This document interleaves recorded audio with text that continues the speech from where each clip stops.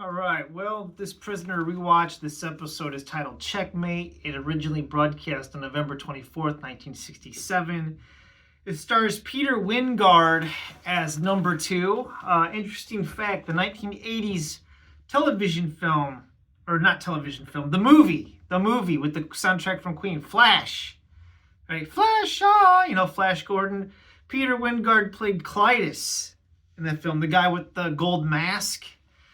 Anyways, this episode was written by Gerald Kelsey, directed by Don Chaffee. Production order was number 3. That's why this one seems a little out of place. It feels like it should have been an earlier episode. But it's a pretty good one. Number 2 participates in an oversized chess game with living chess pieces.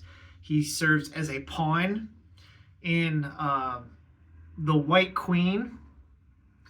On her side, whatever. And there's this rebellious rook who decides he's not going to follow the rules, who then gets sent to hospital.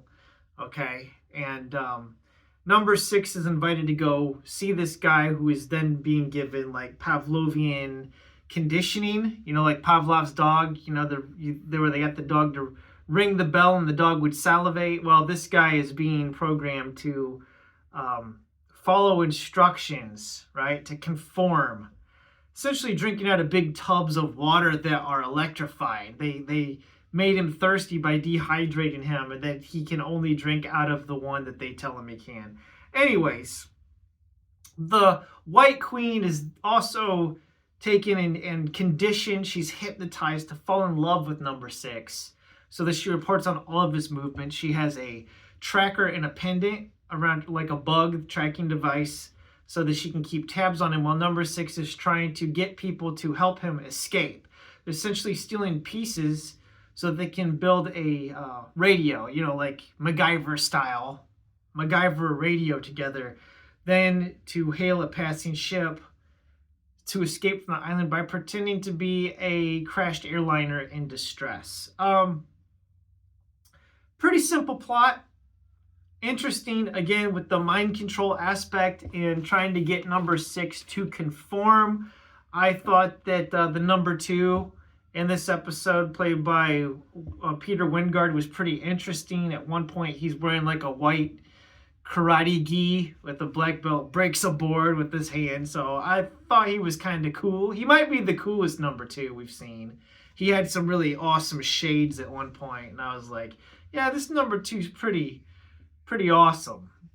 But yeah, I don't really have a whole lot else to say about it other than that. As always, you can watch the episodes below, linked. I don't think this one was an outstanding episode, but at the same time, I don't think it was terrible. It was a good, enjoyable episode of The Prisoner. And the whole thing about conformity, social conditioning, trying to, they want everybody to like follow the rules or whatever. An interesting film that really pushed this idea, it's a kids movie, right, was the Lego movie.